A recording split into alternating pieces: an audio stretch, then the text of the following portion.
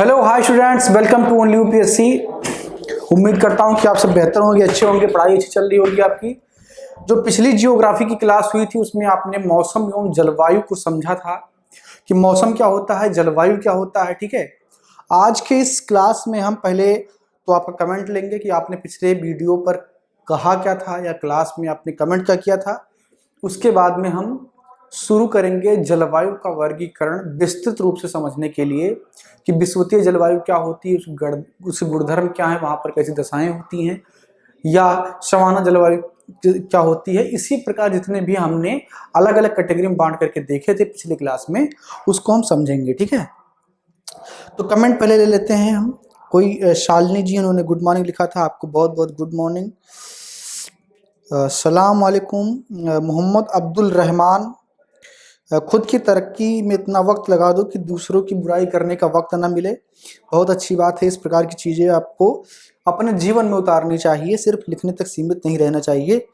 Ankita Kashyap, sir political history की class शुरू करिए, आपकी हर क्लास अटेंड करते हैं। आपका बहुत बहुत स्वागत है ओनली यूपीएससी में।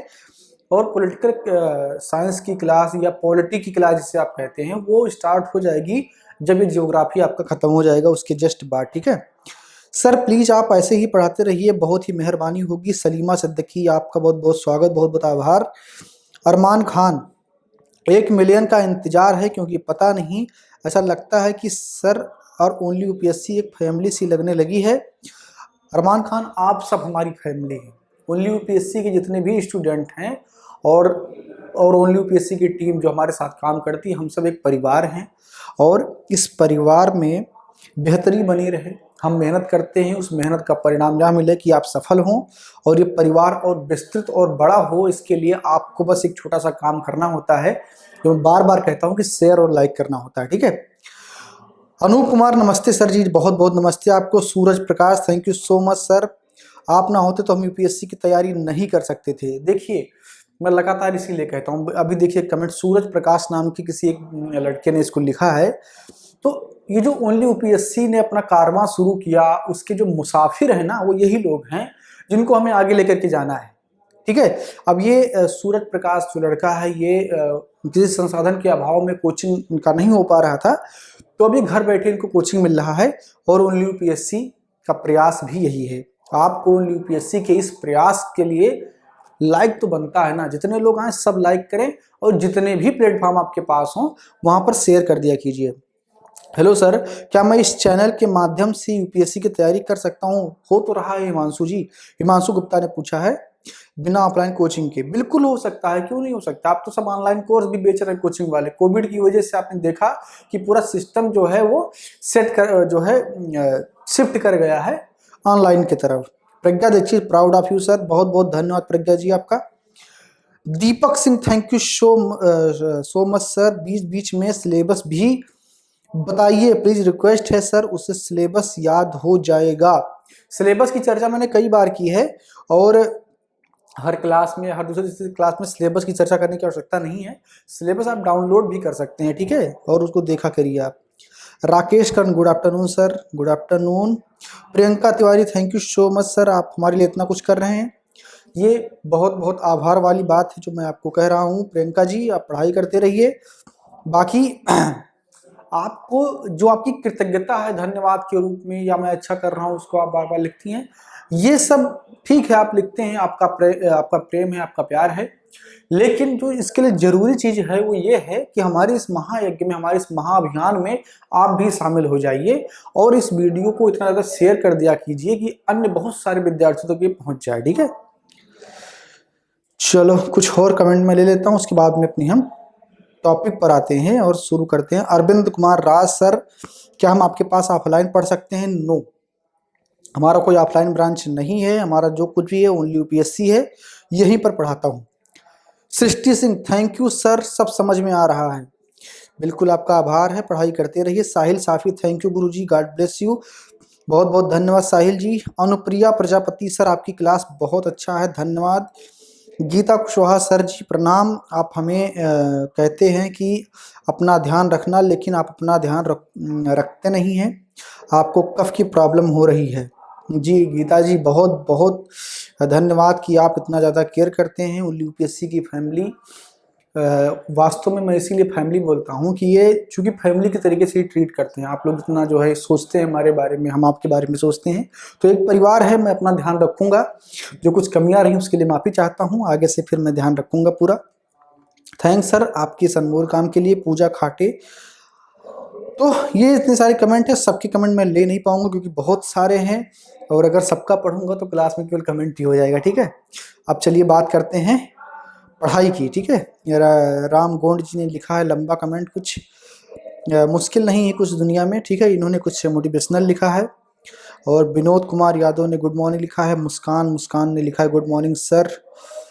ठीक है, तो चलिए ये कमेंट आपके हो गए। साथी प्रजापति ने तारीफ किया है कि अच्छा पढ़ा रहे हैं, आपका बहुत बहुत धन्यवाद। तो अब हम अपनी क्लास की ओर शिफ्ट होते हैं। तो हमारा जो क्लास है, आज हम बात करेंगे विषुवतीय जलवायु की।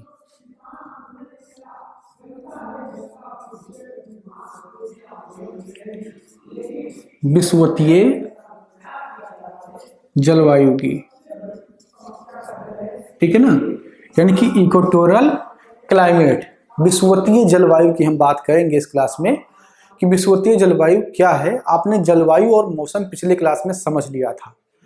जलवायु जो है वो मौसम के एक बड़े समय के अंतराल के बदलाव को कहते हैं, यानी कि जो मौसम का जब बहुत समय के बाद में बदलाव होता है तो उसे कहते हैं कि जलवायु में बदलाव हो रहा है, जिसे आप जलवायु परिवर्तन या क्लाइमेट चेंज के नाम से भी जानते हैं। और वर्तमान में दुनिया में सबसे बड़े बहस का मुद्दा ही जलवायु परिवर्तन है, क्योंकि उसकी वजह से समस्याएं हो रही हैं। जलवायु परिवर्तन का ही परिणाम है कि ग्लेशियर पिघल रहे हैं, जलस्तर ऊपर आ रहा है और धीरे धीरे महाद्वीप छोटे होते जा रहे हैं। ठीक है, वो सब विस्तृत चर्चा जब हम महासागर और गर्त पढ़ रहे होंगे तो वहां पर उसकी हम चर्चा करेंगे। ठीक, विषुवतीय जलवायु क्या है? तो ये है आपकी पृथ्वी, ठीक ना, ये है आपका 0 डिग्री, जिसे आप विषुवत रेखा या भूमध्य रेखा कहते हैं। और इसके 5 डिग्री ऊपर, यानी कि 5 डिग्री नॉर्दर्न हेमिस्फीयर में और 5 डिग्री सदर्न हेमिस्फीयर में विषुवतीय जलवायु पाई जाती है। ठीक है, कैसी जलवायु? विषुवतीय जलवायु पाई जाती है। इस पूरे क्षेत्र में विषुवतीय जलवायु पाई जाती है। ठीक, अब हर जलवायु का अपना कुछ ना कुछ गुणधर्म होता है, वहां की वस्तु स्थिति को ही हमें समझना है।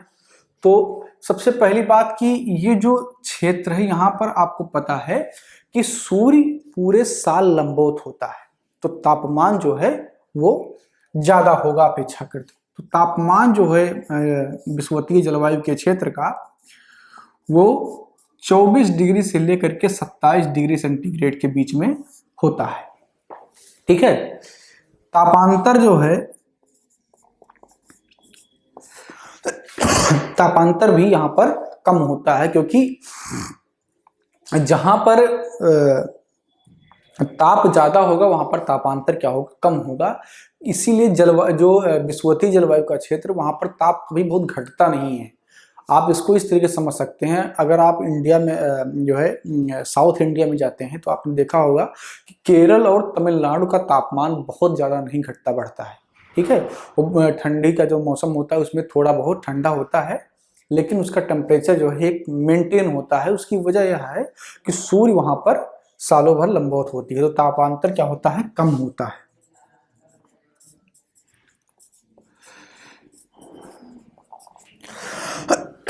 ये सब इनके गुणधर्म है। ठीक है, क्या है? गुणधर्म है। तीसरा गुणधर्म है कि सालों भर यहां पर वर्षा होती है, सालों भर वर्षा होती है।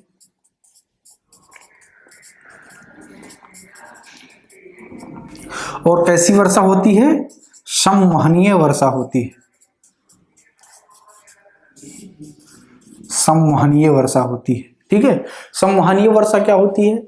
जब वायु गर्म होकर के और आर्द्र वायु जो है गर्म होकर के ऊपर उठती है, ऊपर उठने के बाद उसका टेम्परेचर घटता है और वो एक ऐसी अवस्था आती है जो टेम्परेचर घटते घटते उसका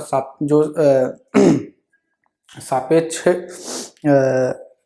घनत्व जो है वो उसको संतृप्त अवस्था में ले आता है।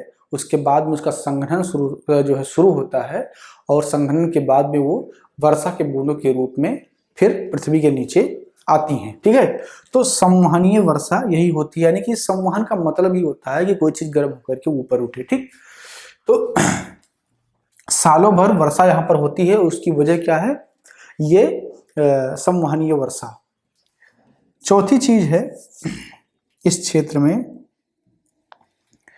वर्षा अधिकतम होती है, यानी कि सबसे ज्यादा वर्षा जो है वो विषुवतीय जलवायु में ही पाई जाती है। ठीक है, सबसे ज्यादा वर्षा जो है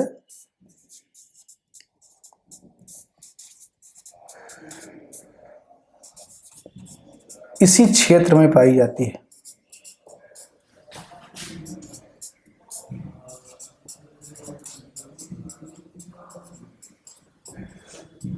ठीक है, और ये करीब 200 सेंटीमीटर से ज्यादा होती है। ठीक है, 200 सेंटीमीटर से ज्यादा वर्षा को सेंटीमीटर में मापते हैं। ठीक है, तो 200 सेंटीमीटर से क्या होती है? ज्यादा होती है। अब 200 सेंटीमीटर से ज्यादा वर्षा यहाँ पर सालों भर प्राप्त होती है, इसीलिए सर्वाधिक वर्षा जो है वो इसी जलवायु क्षेत्र में प्राप्त होती है। ठीक है ना। अब आगे बात करते हैं यहाँ पर वनस्पतियां किस प्रकार की पाई जाती हैं। तो सबसे पहली बात की विश्व का जो सबसे बड़ा बायोडाइवर्सिटी रिजर्व है या जैव विविधता क्षेत्र है वो इसी क्षेत्र में पाया जाता है।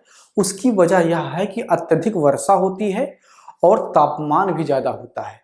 तो अत्यधिक वर्षा और अत्यधिक तापमान के कारण सबसे ज्यादा जैव विविधता पाई जाती है। ठीक है,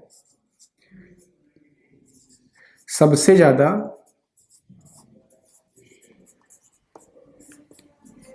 जैव विविधता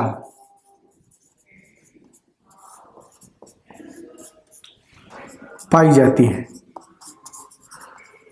सबसे ज्यादा जैव विविधता पाई जाती है और इसका कारण क्या है? क्योंकि यहाँ पर अत्यधिक वर्षा होती है, तापमान भी ज्यादा होता है। तो ये ऐसी जो परिस्थितियां हैं, ये परिस्थितियां जंगल, वन, पेड़ों के अधिक उगने की परिस्थितियां होती हैं, इसलिए यहां पर सघन वन बहुत पाए जाते हैं। ठीक है, सघन वन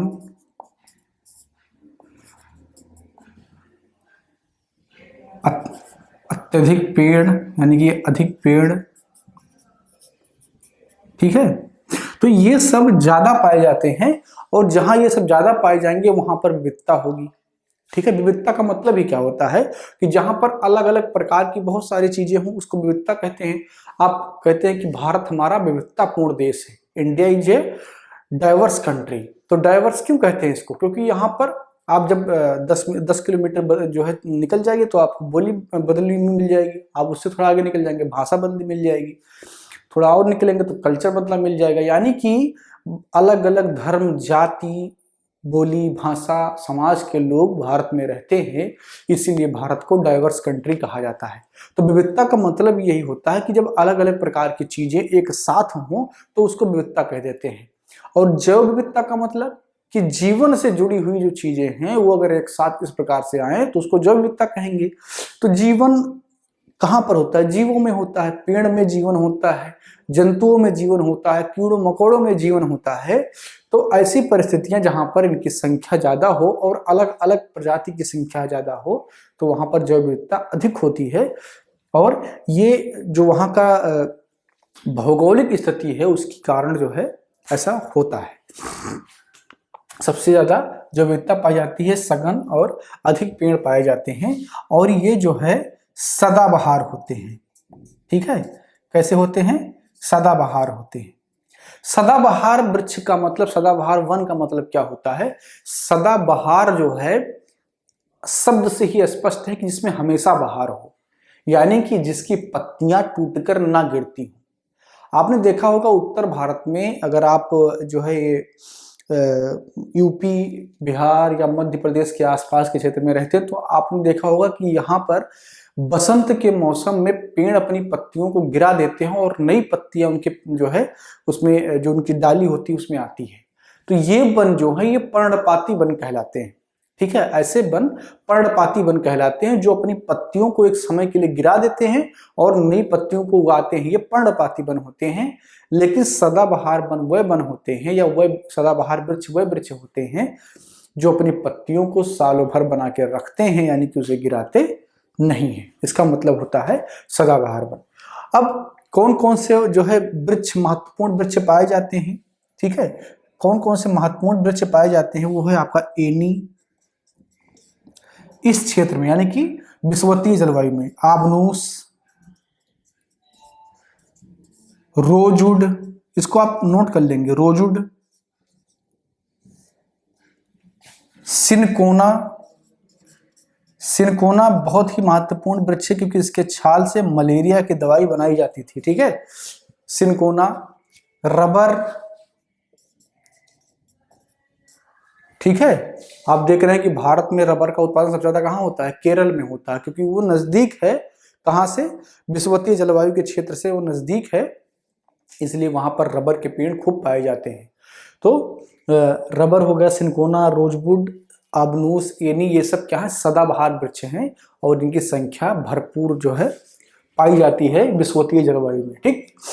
अब विषुवतीय जलवायु का जो क्षेत्र है वो कहाँ कहाँ है, तो सबसे पहले चीज तो ये Amazon basin, Amazon basin,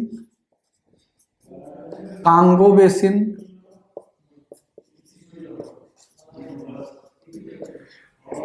जायरे basin एवं आसपास क्षेत्र, ठीक है ना।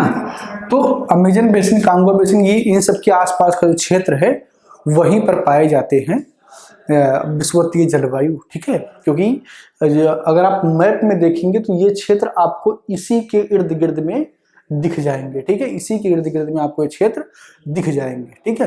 मैप देखा कीजिए, रोज एटलस देखा कीजिए, कोई भी एटलस ले लीजिए, रोज देखा कीजिए। एटलस देखने से होता क्या है कि जो चीजें आप यहाँ पर देखते हैं उसको आप फील कर पाते हैं वहां पर इस जगह पर है, तो एटलस बहुत जरूरी है देखना। तो चलिए, इस क्लास में इतना ही। विषुवतीय जलवायु आपने समझ लिया, अगली क्लास में हम समाना जलवायु और उससे आगे समझने की जो है कोशिश करेंगे। इस क्लास में इतना ही, मिलते हैं अगली क्लास में। बाकी अगर कुछ समझ में ना आए तो पूछ लीजिए, नोट कमेंट में जाकर के लिख दीजिए कि आपको फला चीज समझ में नहीं आया, उसका जवाब हम अगली क्लास में जरूर देंगे। Thank you.